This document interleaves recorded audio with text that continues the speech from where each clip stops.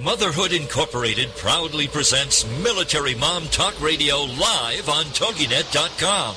Co-hosted by Robin Boyd and Sandra Beck, the owner of Motherhood Incorporated. Military Mom Talk Radio is here with a powerful platform for women to discuss their ideas, issues, and concerns with respect to the military lifestyle. Military Mom Talk Radio encourages you to share your experiences of being a military wife and mother. This show is dedicated to educating your family about the many resources that are available in both the public and private sector. And we'll be sharing helpful information from women all over the world. We'll cover everything military, from helping a family member cope with post-traumatic stress disorder, to navigating government programs dealing with family issues, to the struggles of deployment, along with being a working mother both in and out of the home. This is Military Mom Talk Radio, and here are your hosts, Sandra Beck and Robin Boyd. Hello, everyone. Welcome to Military Mom Talk Radio. This is Robin Boyd with you today. We have one more week that Sandra is off on her summer vacation and enjoying some time with the kids and doing some incredible marketing. She is maybe not on the air with me today, but she is working behind the scenes to do some incredible things to get our show out and into the ears and eyes of many, many more people. We have some celebrations coming up in September. We have on September 8th, I believe, is the next Monday after Labor Day. We're going to be celebrating our 200th show. We are so excited. We are so proud. And we have just been very grateful to the TogiNet Network for hosting us all of this time. And we are really looking forward to launching more programming in the coming months and hopefully even longer ahead.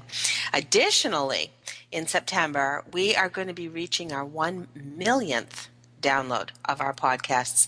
We are so proud. We're just bursting with excitement over that. So thank you all, and do keep letting us know all the things that are important to you, that you care about, because we certainly want to continue bringing all of this information to you.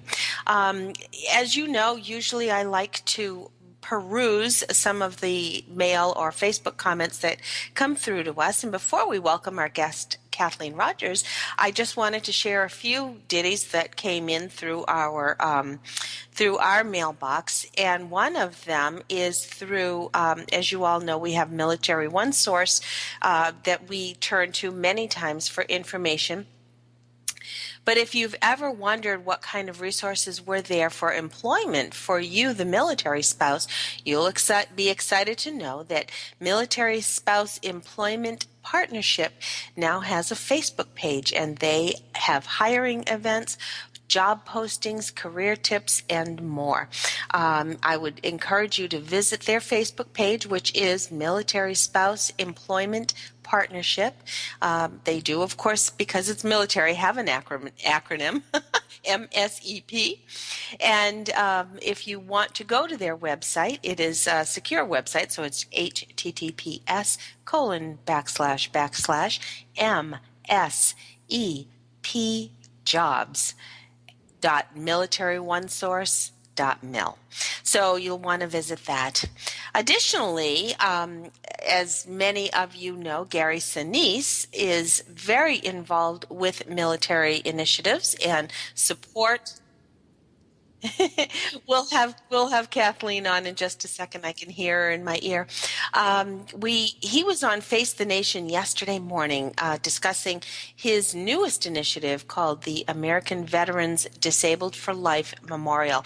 I just wanted to put it out there and encourage you to visit that Facebook page, because I'm sure that he's going to be looking for support in many ways and forms. Gary Sinise's foundation, and his last name is spelled Sinise. So look for that at the Gary Sinise Foundation Facebook page, or you can search it with hashtag American Veterans Disabled for Life Memorial. Another one of our good friends here on Military Mom Talk Radio is Military Connection, and they are revamping their website. If you haven't been there recently, do take a visit. They are in process, but there's a lot of new stuff on there. And there was a recent article by their founder, Debbie Gregory, which involves a new robotic arm that was recently developed. And I'm quoting part of the article here, saying that necessity is, in fact, a mother of invention.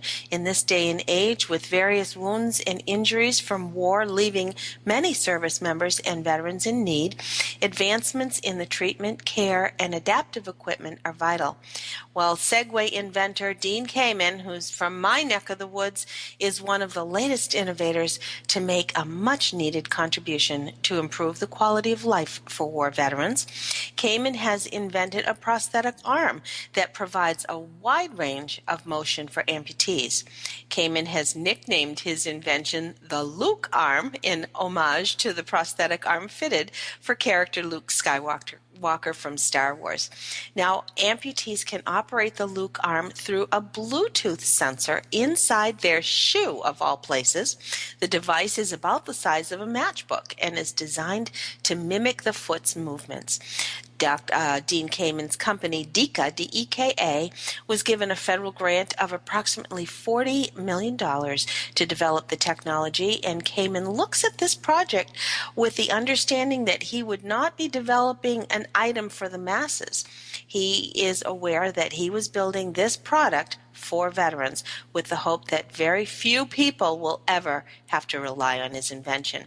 He's quoted in saying, "We didn't start making these because we thought it would be a big business." He said, "We made these things because these soldiers deserve the very best possible technology that's available." If you'd like a little more on this article and a plethora of other information that Debbie has built into this website, stuff you can reuse right to the very minute, we want you to go to militaryconnection.com and say hi to Debbie for us. Today we are welcoming a delightful guest. Kathleen Rodgers grew up in a family of 6 in Clovis, New Mexico, home of Cannon Air Force Base and the Santa Fe Railroad. She spent countless hours daydreaming about what it would be like to be somebody else, and it wasn't long that those daydreams became the basis for her stories and publications. She's the wife of an Air Force fighter pilot, mother of a soldier, conqueror of many personal challenges that she's quite candid about, and a person who is an absolute joy and inspiration to be with. Kathleen Rodgers, welcome. Thank you, Robin. I'm so glad that you're here today. We've been chatting a little bit back and forth over the week, and I'm just thrilled to chat with you again. We've had you here before, but it's been quite a while, so thank you for spending some time with us today. Thank you for the invitation. I'm delighted to be here. You are one busy lady, and your writing you've been published for quite a number of years. You were in Family Circle a long, long time ago, and many other publications. Was it difficult for you to go from the point where you had some thoughts and some essays that you were writing and some poetry to becoming published? Did you find that a difficult transition? Oh, my gosh. I've been writing 40 years. I'm showing my age. I started when I was 15 on the high school newspaper there in Clovis, New Mexico. But really, if I think about my professional life, it's really when I was about 19 or 20 and started getting paid for my work. So I've been a professional writer over 35 years. Everything to me has been a stepping stone, rungs on a ladder. Poetry was my way in, and then it was essays, then it was magazine and newspaper articles and interviews, and I'd always wanted to write a novel because I love the long story form, but when I was younger, I tried. I've got 2 uncompleted manuscripts in a bottom drawer. Most novelists do, and those are cadavers I harvest from for ideas. I'll never write those novels. But the writing process for me is a journey like everything else. I'm a work in progress as a person, and so is my writing. Mm-hmm. But I had to teach myself how to write fiction. And here I'd been writing for national magazines for years, but writing first-person narrative stories and interviewing people was different than trying to sit down and write a novel. And it was, trial and error, a road of hard knocks. We're going to, we've only got a couple of minutes before we go to our very first break. But in that time, I'd like to just get your thought. Now with the computer and people writing blogs, do you think it's easier for budding authors to be recognized more easily because of this media? Or do you think it presents even more of a challenge? I think it can work both ways. Anybody can set up a blog and call themselves a writer, and that's fine. There's more venues for writers, but at the end of the day, to really get an audience, you have to learn your craft. You have to work to get your work polished, and whether it's in, a huge publication, a national publication, or on a blog that you share with a few people, you want your work to stand out. But I would encourage anyone out there that's wanting to write, nowadays there are ways. You can start your blog and share it with your friends and family and try to get people to come on there. But, it's writing's writing. Technology helps. Technology is just a tool. That's all the computer is a tool. Sure. And whether I still write by hand a lot, too. I do it all. It's just how I get my thoughts down and then how to organize the thoughts into some semblance of a story. And I think as much as it is good to have blogs out there and to have exposure, I guess, if you will, because certainly some of these people who have either gone viral with some of their YouTube sessions and whatnot, I think there still is a very fine art to writing and writing well.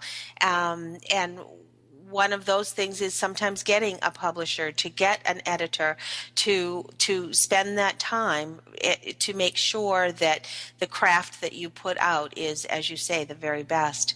We're going to head out to a commercial break, Kathleen. We're with Kathleen Rodgers today, an author, an Air Force pilot wife, a mother of a soldier, and a truly incredible woman. I'd like to talk a little bit about some of your early publications, Kathleen, on the other side of the break. We're here today on Military Mom Talk Radio.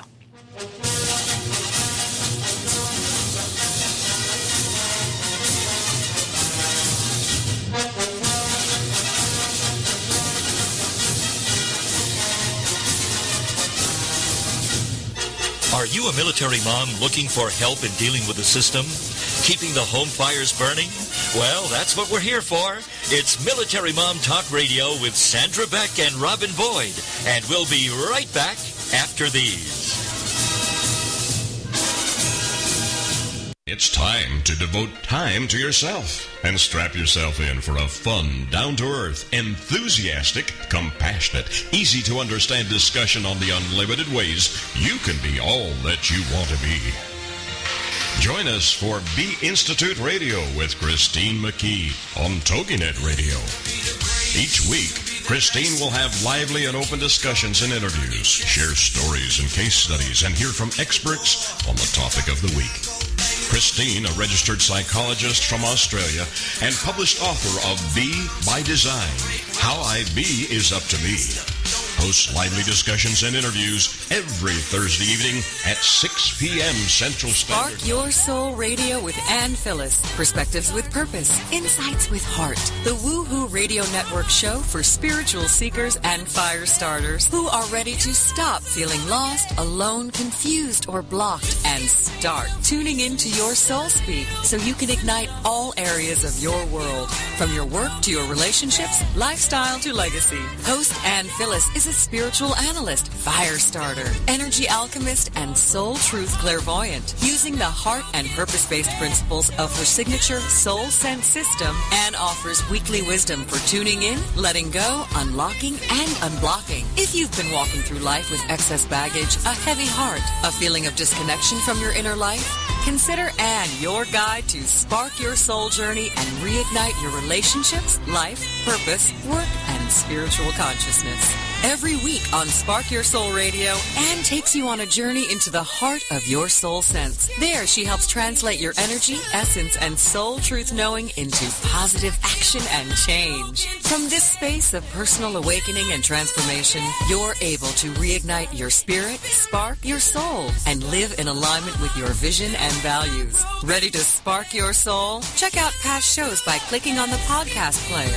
Got a question for Anne? Want to be a guest on her show? Visit sparkyoursoul.me and listen to Anne every Thursday at 6 p.m. Central Standard Time. Only here on the Woohoo Radio Network. Put a boot in your ass, it's the American way. Hey, Uncle Sam, put your name at the top of his list, and the Statue of Liberty started shaking. Welcome back to Military Mom Talk Radio on TogiNet.com. Covering topics to help on the home front with help from those who know how the system works and how to work the system. It's more fun than a sale at the BX. Now let's get back to it. It's Military Mom Talk Radio. Here again are your hosts, Sandra Beck and Robin Boyd. Red, white, and blue. Welcome back, everyone. This is Robin Boyd with you today while Sandra Beck is finishing her summer vacation, and we look forward to having Sandra back really soon. Today we're talking with Kathleen Rodgers. She is an author and an inspiration on so many levels, and I'm sure a source of strength for so many who have read her articles and found comfort and solace and just plain old camaraderie in the words and the things that you have written. Kathleen, I would like to sort of direct our conversation a little bit to an article you wrote in Family Circle way back in 1994. But before we talk about that, I'd like to just get a little timeline as far as when you were married, and was your husband already enlisted, or did you marry first and then he enlisted? I was 21 when I married my husband. He was a captain in the Air Force. He was already a fighter pilot. Oh, wow. And okay. I grew up in Clovis, New Mexico, and met him. He was stationed at the base. And my two sisters and I said we were never going to date base apes. And then I married one. Of course. Because you said never. Right. And did you get stationed in Alaska? Did you follow him to Alaska soon thereafter? Or I know you spent time there. Right. We got married in New Mexico at the base chapel. We lived in 3 years in Arizona, then back into Central Texas, where my husband was at Fort Hood and worked with the Army closely for 2 years. Then we got orders, went to Alaska for 3 years, into the interior of Alaska at a small Air Force base right outside of Fairbanks. And my two sons were born at the Army hospital up there. Then we moved to Louisiana, and 3 years there, and that's where my husband retired. Then we moved to the Dallas-Fort Worth area, where he flew for American Airlines for, almost 23 years. And he did just retire, didn't he? Yes. Yeah, that's good. Have him on the ground for a little while. He doesn't miss it. He doesn't miss hotels or airports. I'm sure. Well, it's all well and good for a few years when you're younger, but I'm sure after a while that does, and that meant you had to be sort of the sole parent for your sons for quite a while, I'm sure. Yes. When he was home, it was 100%, but when he was gone, I say I was a single parent at times. I mean, not really, because I still had his support. Sure. But I did a lot of things, a lot of holidays, birthdays, me and the boys, but we made it work. We've had a number of people talk about just this very scenario, that it is difficult. You are sort of the one in control. You're the one to make all the decisions. You pay the bills. You sort of do all of that and alone while they're away, whether it's deployed or whether then when he was flying with American Airlines. I'm sure it was no different.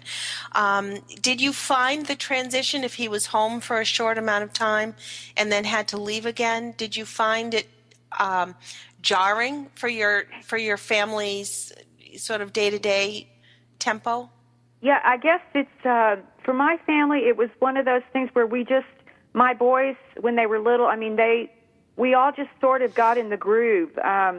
We always knew, Daddy's going to be gone for 3 days, home for a couple of days, gone. Mm-hmm.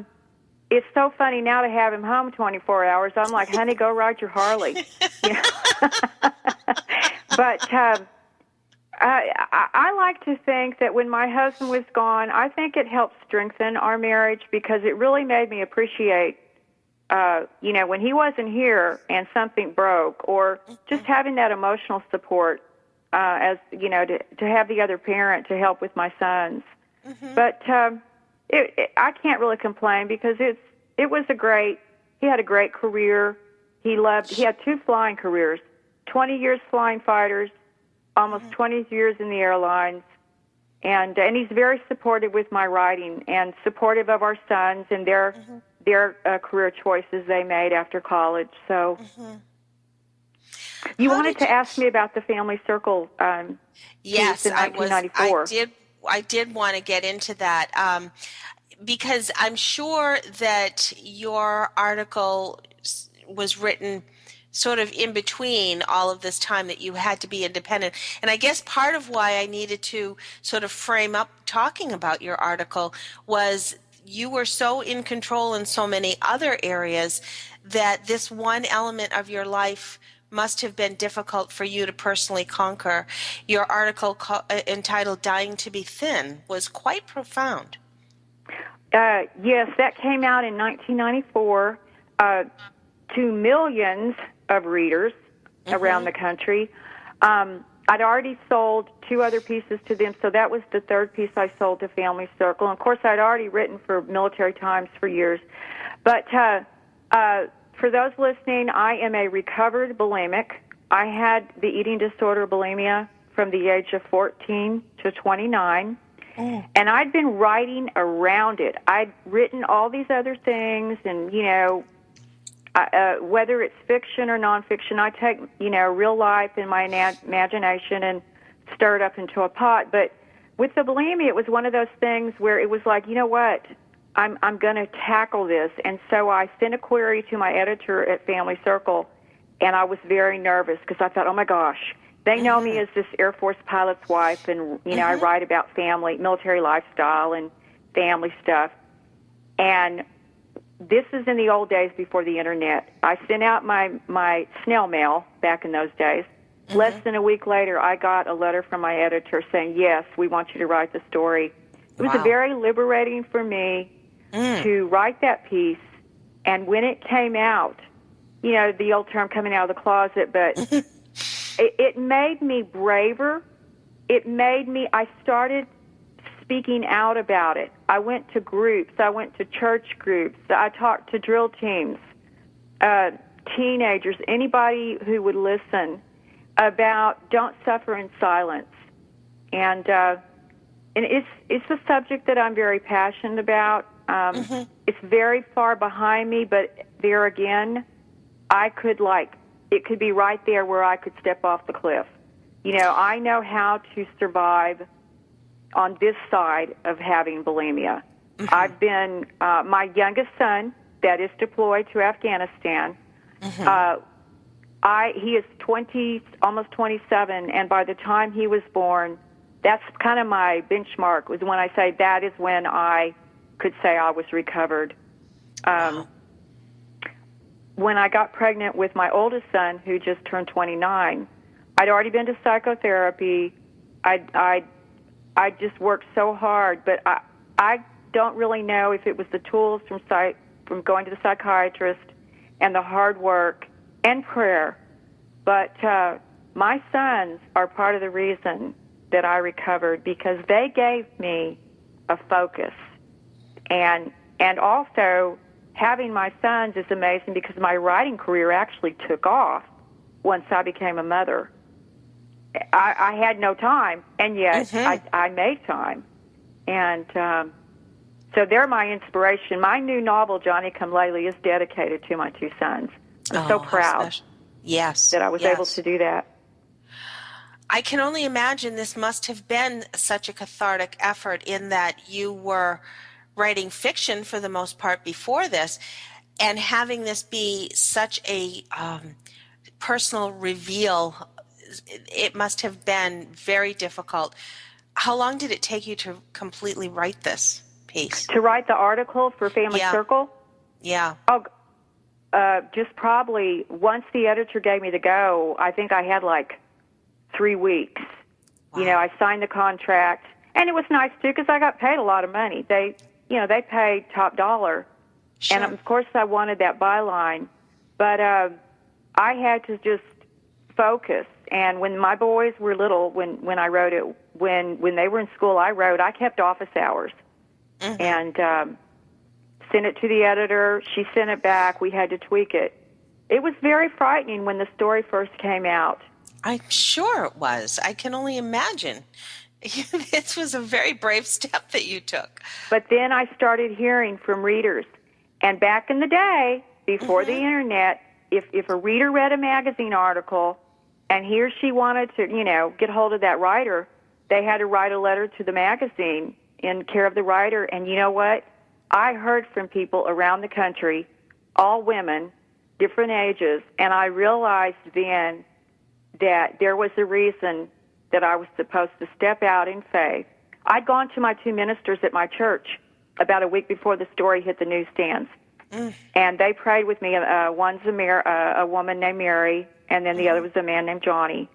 And they said, remember, you are stepping out in faith. And you know what? I decided with all my writing, I'm stepping out in faith and taking risk. Because for me, as a writer, if I don't take risk, my writing is, it's not, I want to write with emotional impact, whether it's funny, sad, somewhere in between. I want to take the reader on an emotional journey. And then at the end, with everything I've ever written, it's not sugary, sweet, or sappy, but I leave my readers with hope. Because hope is huge in this world. This indeed did that very thing. This article is on your website, and I want to make sure that people know where to find you. It is Kathleen with a K, M as in Mary. Rodgers is spelled RODGERS.com. We are with Kathleen today. She's going to be with us on the other side of the break on Military Mom Talk Radio, and we do hope you'll stay tuned because there's lots more to come. Be back in a moment.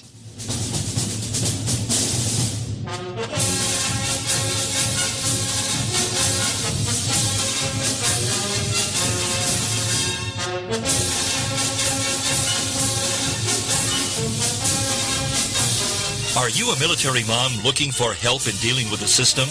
Keeping the home fires burning? Well, that's what we're here for. It's Military Mom Talk Radio with Sandra Beck and Robin Boyd. And we'll be right back after these. Are you looking for something more in your life or business? More success, more stability, more happiness? It's all out there waiting for you, but in today's business world, a helping hand or idea that doesn't come with an invoice is a treasured find. And if that happens to you, then you need to pay it forward to keep other entrepreneurs from making mistakes or getting a raw deal. It's called Paying It Forward with Josephine Girassi, Wednesday mornings at 10, 9 a.m. Central. Josephine is going to have the guests describe their accomplishments, the lessons they've learned, both good and bad, and then sharing those pieces of knowledge as we create a movement of paying it forward. For more information about Josephine, her business, and background, you can go to mymomknowsbest.com. Josephine Girassi has always been a problem solver. She saw this need and has turned it into a movement. It's Paying It Forward with tips, tools, and advice and hard lessons learned. These pieces of knowledge can make a huge difference for you, your business, and others. So join us for Paying It Forward with Josephine Girassi, Wednesday mornings at 10 a.m., 9 a.m. Central on TogiNet.com. Everybody, 'cause there ain't no doubt I love this land. God bless the USA.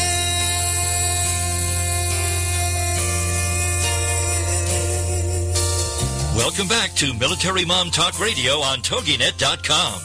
covering topics to help on the home front with help from those who know how the system works and how to work the system. It's more fun than a sale at the BX. Now let's get back to it. It's Military Mom Talk Radio. Here again are your hosts, Sandra Beck and Robin Boyd. Welcome back, everyone. We're so glad you're with us today. This is a very, very special show with Kathleen Rodgers.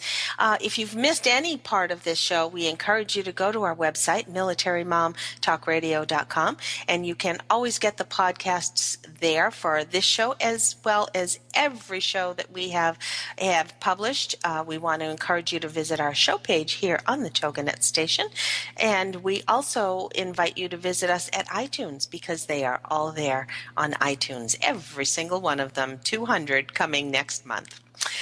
Today we are with Kathleen Rodgers. She is a military wife, a military mom, award-winning author. And Kathleen, before we chat a little bit more, let's say a hello to your son, who you said is still deployed. Yes. I can't say exactly where he is in Afghanistan, and his First Lieutenant J.P. Rodgers. And my family is very proud of him. And equally, I would like to shout out to my other son, Thomas Rodgers, who is an award-winning artist. He has been so supportive of his brother. It's amazing. I have two sons. They're very different, and yet they've supported each other. And through this whole deployment, it's just been incredible to see my sons reaching out to each other. I did my job because they fought when they were little. What sibling doesn't? I think that gives you a little street sense by having a little tiff with your sibling every so often. But isn't it? I have two adult children as well, and I love listening to my kids now as adults communicate and talk and share. My son will come home and say, "Have you talked to Emily lately?" And I got to talk to her. I got to tell her about such and such if he's done something. And I think it's wonderful. It is. It does your mother's heart good. When her children get along. Out there who have little ones who are right now probably throwing something at each other or doing whatever, they will come around. Yes, they will, I promise. They will come around. One of the, but I do want to talk about your novel, The Final Salute. But in between there, you did write a poem called The Lady Let Him Fly. Oh, thank you, Robin. I'm going to cry. I am too, because when I read this, it was a very emotional piece. And I wonder if you could tell us a little bit of a backstory on that. Okay, The Lady Let Him Fly. First of all, I want to say that The Final Salute is coming back out from Deerhawk Publications out of Pensacola in paperback and ebook, all new packaging, re-editing. I'm so excited. And in The Final Salute is The Lady Let Him Fly. I'm so thrilled that they'll be together. The Lady Let Him Fly has been published in many military journals, and also it was in a book called Because I Fly from McGraw-Hill. So that was a huge deal for me, New York publisher. But the Lady Let Him Fly has a sad beginning. March 1987, I was pregnant with my son that's deployed right now, and half of our fighter squadron up in Alaska, they were deployed to Norway. And sadly, one of the pilots in his A-10 went missing. It took 2 weeks to find the crash. He had he hit the top of a mountain, and the crash site was buried under an avalanche.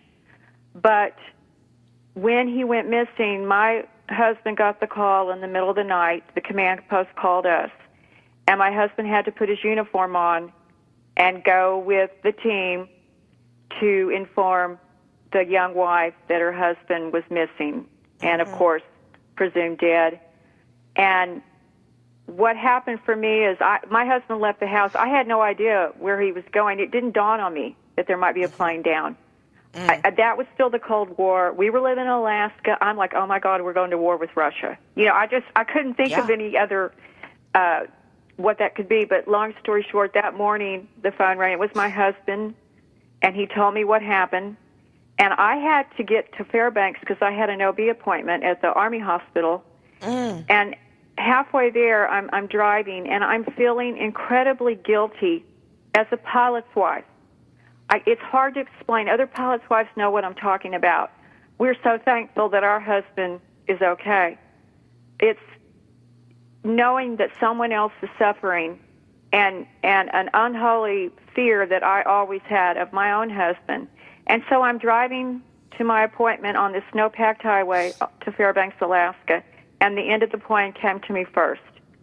And I couldn't wait to get to the hospital, get into the room before the doctor came in, and I just started scribbling on any kind of piece of paper I could find. Sure. After I got home, got my toddler at the time, my Thomas was 2. Yeah. Or not quite 2 yet. I got him situated, and I sat down with my legal pad, and I wrote the rest of the poem in basically one sitting, which is unheard of for me. So I feel like it's hard to explain where that poem came from. And it was read at the pilot. His name was Carter Wallen. And the poem was read at his memorial service. Oh.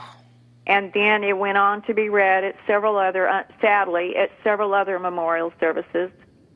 But that poem, I just heard from 2 pilots' widows just this summer. One is Susan Hunter, and another is Paula Ayotte, now Paula Mills. One of the, Susan I've never met except for over the phone. Paula and I met in 1990 when her husband got killed, and I gave her the poem as a comfort. Oh. And since then, she's contacted me, and the poem is so special to me. That's the only poem of all the poems I've ever written. I think I could recite it by heart, but don't ask me to right now. Okay. It is very, very special. And I think because you can, right from the very beginning, realize what's happening in this poem. And because sometimes poems allude to different things and open up different meanings to people. This was so poignant. And I'm so glad that it's going to be in the final salute, because it sort of is a preface, I guess you could say, to the final salute. Yes, there's another poem that actually opens the final salute up, and that's called Taps, and that poem is very special. That was written by my late friend, Mary Ellen Petey Husson. Her nickname was Petey, and she lived long enough to see her poem published in the original publication of the final salute. That came out in 2008. Oh. And sadly, Petey died the following July of a neurological disorder. But in the new edition, Taps will open up the novel, and The Lady Let Him Fly gets the last word. Gets it wrapped. That's wonderful. What was the final salute based on fact, a culmination of facts, or was it really fiction that you kind of derived knowing what the military environment was? All of those things. Okay. It took me 16 years to get that book right. The boys were little when I started it in 1992, right after we moved to Texas. I waited till my husband retired so I could tell the truth through fiction. Sure. There were 2 things that drove me on the final salute. One was the death of fighter pilots in peacetime training missions, and the second thing was sex scandals and how those are handled in the military. And then I wrapped the story around the first Gulf War. So Desert Shield, Desert Storm, that's a part of the story. But when I think of the final salute, I took real things, I took my imagination, and again, I mixed them in a big gumbo. And names are changed to protect the innocent and the guilty. Yes. I'm delighted that there's one gentleman in Virginia. His name is Freddie. He's read the novel 12 times. And Bless I'm him. hoping he will read Johnnie Come Lately, because Freddie needs a new book to read. Now, an interesting thing you just said, you waited until your husband was retired before you actually published this. Was this because of his career or just because of your time? I think it was both. Once we left the military and we moved to a civilian community, when all those years I was working on the Final Salute, and I was still writing for Military Times and Family Circle, I did it all and raised my sons. The Air Force aspect, the story became more alive in my imagination. And Louisiana is the setting at a small base there in the community.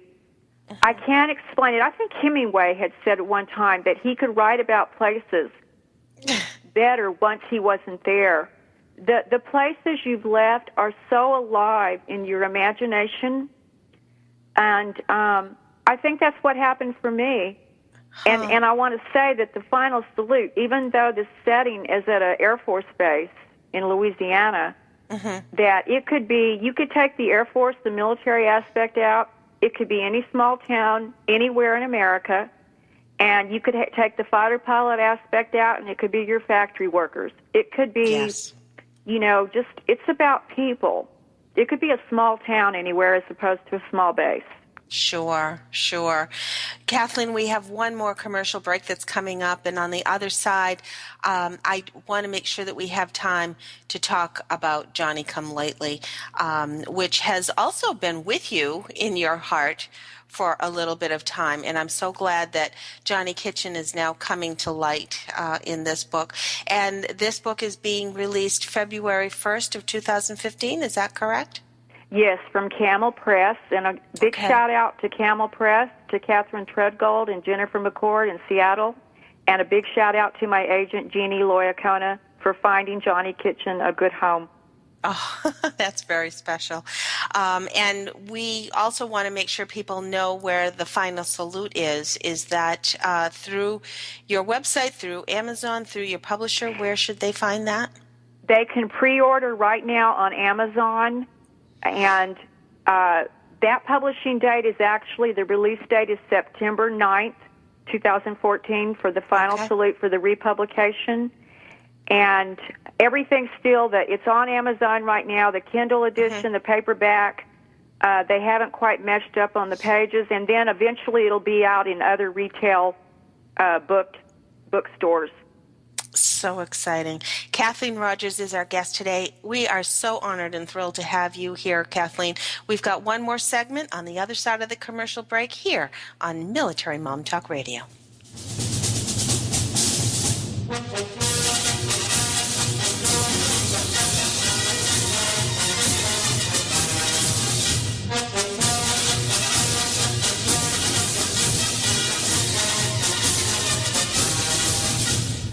Are you a military mom looking for help in dealing with the system? Keeping the home fires burning?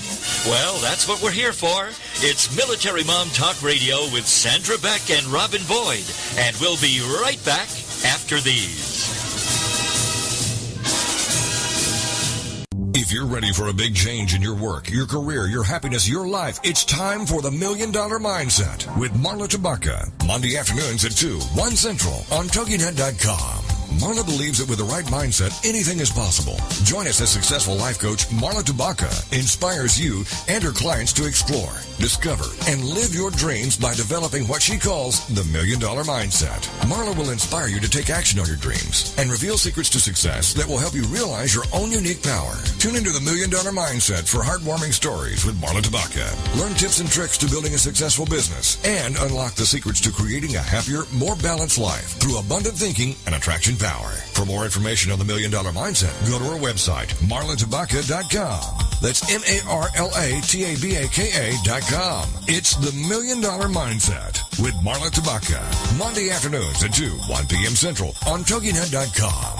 Show me the money! Okay, we will. We're going to teach you how to tell your money where to go. It's Intelligent Investing with Pam Otten on TogiNet. Learn how to be a savvy investor from someone who has your best interest at heart. Pam Otten is a financial advisor who loves to help successful business owners and entrepreneurs understand the mysteries of the investment world. And she's not afraid to share that knowledge. Pam is an unashamed Christian and qualified kingdom advisor, which means she's trained and committed to integrating biblical principles into her financial advice. Pam believes investing isn't rocket science. This is the financial advisor who's in your corner and truly understands and cares about you and helping you achieve your goals. Securities and advisory services are offered through LPL Financial, member FINRA SIPC. It's Intelligent Investing with Pam Otten on TogiNet. We'll put a boot in your ass. It's the American way. Hey, Uncle Sam, put your name at the top of his list, and a statue of liberty started shaking. Welcome back to Military Mom Talk Radio on TogiNet.com. Covering topics to help on the home front with help from those who know how the system works and how to work the system. It's more fun than a sale at the BX. Now let's get back to it. It's Military Mom Talk Radio. Here again are your hosts, Sandra Beck and Robin Boyd. Red, white, and blue. Welcome back, everyone. We're so glad you're with us today. This is Robin Boyd with you, and we have Kathleen Rodgers today, military wife, military mom, author of the award-winning novel The Final Salute, which was ranked number 1 on Amazon's top-rated war fiction in 2012 and ranked number 2 on Amazon's best-selling military aviation in 2010. This has already received such accolades. I can only imagine where this next publication is going to go, or publishing is going to go. I'm so glad it's being re-released. Oh, I am too. I'm thrilled, and a big shout-out to Aurelia Sands at Deerhawk Publications in Pensacola for bringing and breathing new life into the story, and a big thank you to my original publisher, Leatherneck Publishing and Navigator Books, because those two presses launched The Final Salute into the world. Oh, that's wonderful. And earlier in the show, Kathleen, you said that there was a couple of manuscripts or beginnings of manuscripts that were in your bottom drawer that may never, ever come to light. But one that did was your protagonist, Johnnie Kitchen. And she now is very much going to be in everybody's eyes when Johnnie Come Lately is released in February. I am thrilled. Johnnie Kitchen came to me years ago while I was working on The Final Salute, and I really didn't know exactly what her story was, but I loved her name Johnnie, and I knew she was going to be named after a dead uncle that died before she was born. I didn't really know too much else about her, except I did know that she was going to be a recovered bulimic, and that's about all I knew. But I knew at the time that if I ever wrote that story, that I would end it in some hope. And I'm so excited. I think Johnnie Come Lately is the best thing I've ever written. But, of course, I'm the author, so I'm going to say that. But I'm thrilled. I worked on it. It took me 6 years.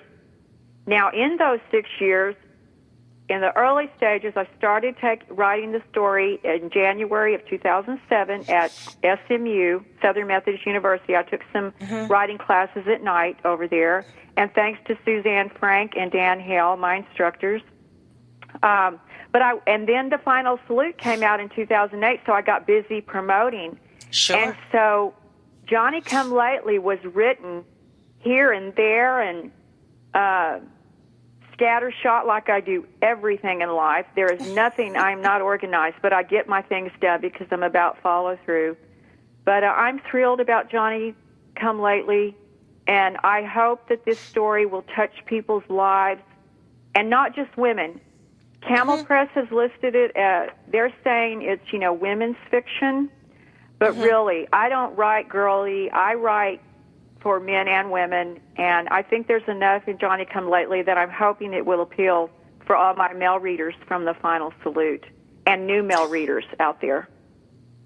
I write about people. Okay, and you certainly do, because your characters are so well developed.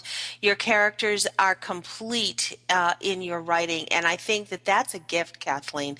Not everyone is able to craft a character so that you really feel like you know that person, and that person then is a part of your life. And I think your characters do remain a part of people's lives. Oh, thank you, Robin. That means so much to me. That's what I'm striving for as a writer. I want people to remember the story, and if it helps them in some way. When you say, and I'd like to talk a little bit about the writing process. When you say, because in many instances we've had people from the Military Writers Society of America, which you are very involved with, and we have so many people talking about everybody's got a story somewhere in their heart that needs to come out. And sometimes the roadblocks that are just keeping them from doing it is just that very first pen in hand and word on paper. When you say that you kind of were helter-skelter with writing about Johnny's story, was it difficult to get your train of thought back when you had sort of maybe some pads of paper that had things written on them, and then you came back to it months later and wrote a little more? Was that difficult to It was a few things. I just had to do it. I didn't want to be a one-book author, even though I've got tons of credits as a magazine and newspaper writer. Right. I wanted to have at least 2 novels out. It took going home in 2009 or 10. I've lost track of time, but I went to my home library, Clovis Carver Public Library. Margaret Hinchy's the director, and she and I went to high school together. But I saw the final salute up on the shelf at my home library, and I thought, final salute looks pretty lonely there. I want Johnnie Come Lately up there next to that book. And it was things like that, and I thought, this story is the best thing I've ever written. I've got to finish it. And then here's the clincher. One day my husband came home from flying, an American, and I was piddling around, and he came in the kitchen still in his airline uniform, and he said, Kathy, I want to see Johnnie Come Lately published before I die. Oh, my. Oh, my gosh. I sat up, and I'm like, it was funny, but I'm like, okay. And what I did is I gave myself permission to finish it and do it the best way I could. And and now I've started a 3rd novel, and I've been a bit distracted after my son deployed, but I've got to get back on it. September 1st is my new deadline to get back into the new novel called 7 Wings to Glory, which is a sequel to Johnnie Come Lately. Oh, how exciting. Your blog we just printed or reprinted last week on our website about your son's deployment. And that was very touching as well. I think everybody listening has had someone that they've had to hug and say goodbye for a while to, and hope that it won't be long before they'll be back. Were you expecting him to join? Did you think one of your sons would join, or was it a surprise? No, and I'll be honest, I took that theme, and Johnnie Come Lately, the cover may not have any kind of military stuff on it, but there is a military theme through this novel as well, but it's very different than the first one. Johnny Kitchen's 17-year-old son, Cade, is going to surprise her. Our youngest son was out at Texas Tech his junior year, called me one day. He was 22 at the time, and he says, I just came from the recruiter's office. I said, the recruiter's office? And that's when he told me he'd been talking to the Army recruiter. And I'm like, oh, JP, I don't want you joining the Army. We're at a time of war. He says, Mom, I'm 22 years old. It's my decision. And I said, well, okay, Dad, and I'll get behind you. And he graduated from college in 2010. He went to basic training at Fort Leonard Wood. He did it the hard way. He enlisted, and then he had his talk to Officers Candidate School.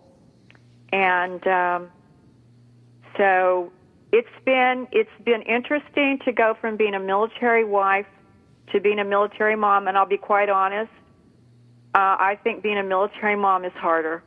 Mm-hmm. Especially when your child, who's a grown man, but, I'm a protector. I'm supposed to protect my children, and there's nothing I can do. He's out of my reach. Plus, he's grown up, but I think the mother claws only get longer the older our children get. I think you're right. It is so difficult to, you know that they are smart, you know that they are capable, you know that they are going to do the very best job, but there's always a risk in this line of business, and we as moms can't avoid facing that. Right. Yeah. And there is the risk, but there's risk every day. Of course there is. In anything we do. And I have a lot of people around the country praying for JP and his men. And it's just incredible. It's an incredible feeling. Yes, there's the pride, and we're proud of him. But a low point, and what brought the war home to us, was May 23rd, 2012. JP's roommate from Officer Candidate School was killed in Afghanistan. His name was, he was Second Lieutenant Travis Morgado. And Travis Morgado, I never want his name to be forgotten. There are so many others. But Spouse Buzz at military.com, they approached me one day after I came back from sending JP off. And J.C. Eckhart asked me if I would write a piece. I sat down on that Tuesday and I wrote. It was 600 words, but I wrote it from my heart. It was a hard piece to write. It scared me, but I did it, and I'm proud of it. And it's moved so many people, including us here at Military Mom Talk Radio. Very, very moving. And we respect and thank you for writing that piece. But our hearts are not only with JP, but as you say, with all of those who are out there still doing their job, because our freedom is because of their job. So we thank you for that. Yes. We've come to the end, Kathleen, and I want to make sure we've got just a minute. Where are people going to find Johnnie Come Lately? Johnnie Come Lately, it's on pre-order right now, the paperback at Amazon.com. Okay. But then February 1st is the release date, and the ebook will be out. Johnnie Come Lately will be on Barnes & Noble, Books A Million, Pals, Hudson Bookseller, a lot of the online retailers, and Final Salute, I believe, will be in some of those other places as well. It will not be exclusively, neither one will be just on Amazon. They'll be at other online retailers. Sure. And I want to make sure people know Kathleen M. Rodgers, RODGERS.com is your website. You're also very active on Facebook. If you look for Kathleen M. Rodgers on Facebook, they will find you. I encourage people to look for you there, and all of the wonderful things that are coming your way. Thank you, Kathleen, so much for being with us. You are such an inspiration. Thank you so much, Robin. Thank you so much for having me, and a hey to Sandra. We sure will. Thanks so much. Next week, we've got a show for you to sort of say goodbye to summer. And then don't forget, September 8th, we're going to celebrate 200 shows of Military Mom Talk Radio. Thanks so much for being with us. We look forward to having